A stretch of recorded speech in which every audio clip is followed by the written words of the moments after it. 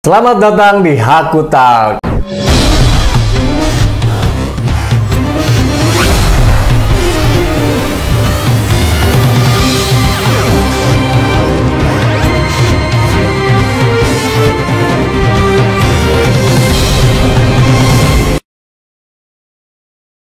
Pada kesempatan hari ini kita kedatangan tamu yang spesial.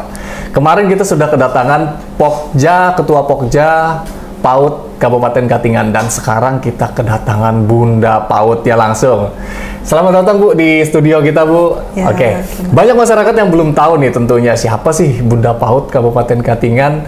Sebelum kita tanya-tanya lebih lanjut, saya ingatkan untuk pemirsa yang ada di rumah, jangan lupa untuk subscribe channel kita dan nyalakan garantung notifikasinya.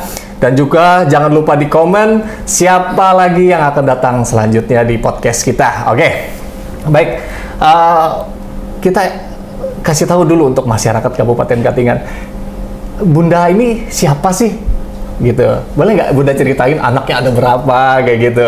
Ngapain aja kerjaannya di rumah? Silakan Bunda. Perkenalkan, nama saya Cynthia Asmara Dewi Sutoyo. Kalau dipanggil Bunda Dewi. Saya memiliki 3 anak, 1 putri dan 2 putra. Yang putri sekolah di IPDN Jatinangor, yang putra di SMA Taruna Nusantara Magelang, yang ketiga yang putra juga masih kelas 5 SD di SD Katolik Santo Don Bosco Palangkaraya. Berarti kesehariannya mengurus anak-anak biasa ya Bunda ya? Iya. Apalagi anak-anaknya sekarang komplit Ibu, ada perempuan, ada laki-laki. Sekarang kan sekarang juga anak-anaknya ada yang jauh-jauh semua ya. Yang tinggal sekarang sama Bunda siapa sekarang? Yang bungsu, yang bungsu? Ya, nomor 3. Oh, nomor 3, oke. Baik Bunda, bisa ceritakan nggak bagaimana sih Bunda bisa jadi Bunda PAUD di Kabupaten Katingan gitu? Ya, karena beberapa waktu yang lalu suami saya, Bapak Sutoyo, dilantik menjadi penjabat Bupati Katingan. Jadi secara otomatis saya menjadi Bunda PAUD Kabupaten Katingan. Kita masuk ke materi kita ya Bu. Kita tanya-tanya nih. Oke. Orang kan banyak belum tahu nih Bu, Bunda PAUD apa sih itu Bunda PAUD? Gimana?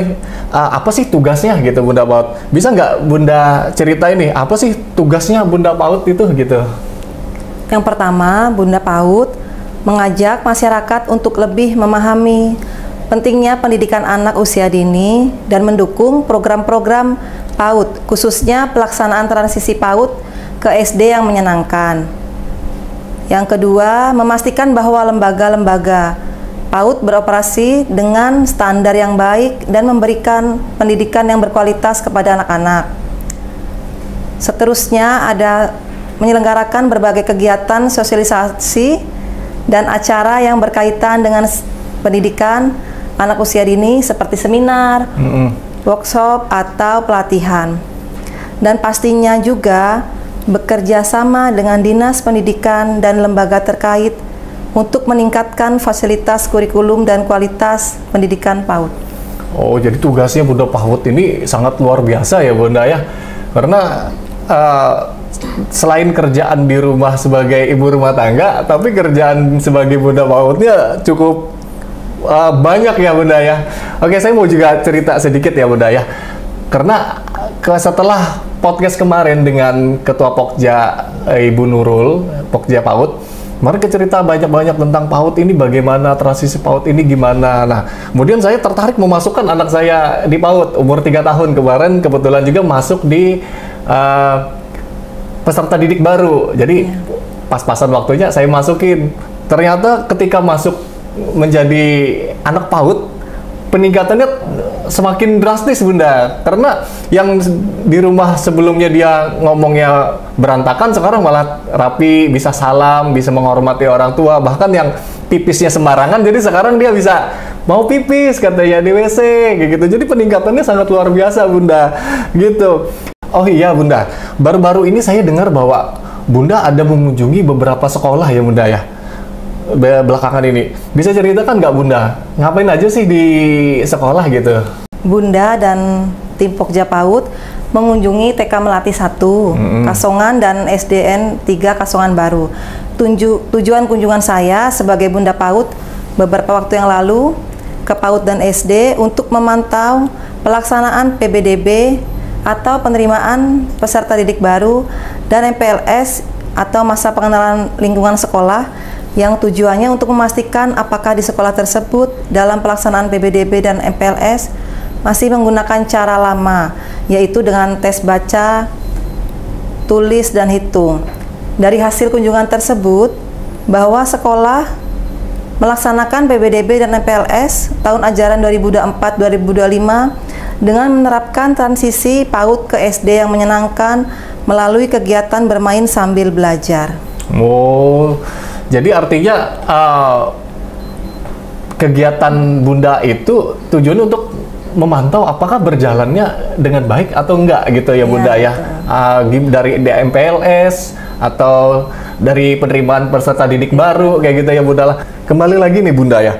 Tadi kan di awal perkenalan tadi Bunda sudah menceritakan anak-anak Bunda yang sekarang sudah besar-besar semua ya. Bisa nggak Bunda kasih rahasianya gimana sih cara mendidik anak-anak yang mungkin saya anggap sukses ya sekarang Bunda bisa menerapkan. Soalnya Bunda sudah dalam waktu yang sebelumnya sudah menerapkan hal yang dilaksanakan oleh pemerintah pada sekarang ini. Itu gimana Bunda? Bisa nggak kasih tahu rahasianya untuk kita? Saya mendidik dan mengajar anak saya karena kebetulan saya berumah tangga. Jadi selama anak saya belajar, saya selalu mendampingi anak-anak saya di dekat mereka. Dan yang kedua, saya tidak pernah, dan saya dan suami saya tidak pernah memaksakan anak harus bisa usia dini berhitung, membaca. Jadi mereka pun mengikuti belajar sambil bermain. Jadi tidak harus calistung dulu diutamakan, karena mereka juga perlu sosialisasi dengan teman-teman, dengan belajar yang menyenangkan. Iya.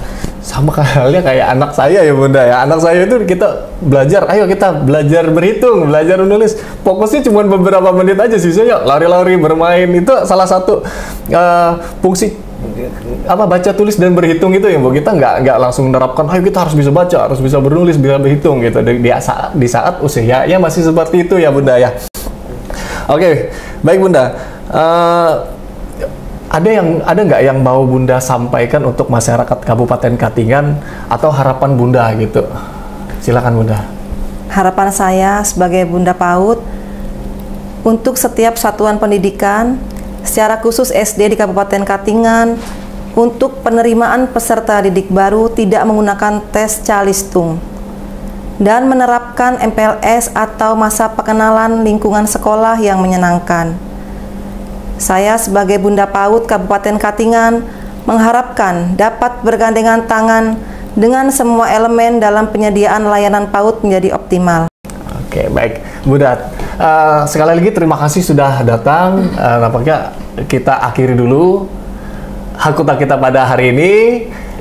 Saya ingatkan kembali untuk pemirsa yang ada di rumah, jangan lupa di-subscribe dan teknik tombol gerantungnya supaya tidak ketinggalan Hakuta kita yang menarik selanjutnya. Oke, baik, terima kasih Bunda yang sudah datang ke podcast kita. Kita akhiri. Saya Denny Pidzat dan saya Ibu Dewi Sutoyo. Kami ucapkan bye-bye.